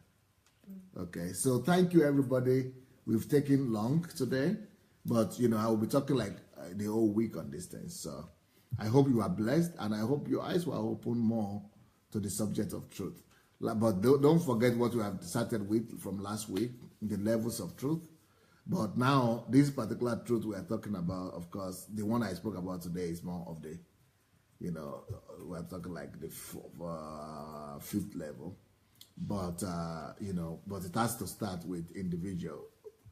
If we don't start from the beginning, the levels of truth, the very first level, we cannot get to this place where we are.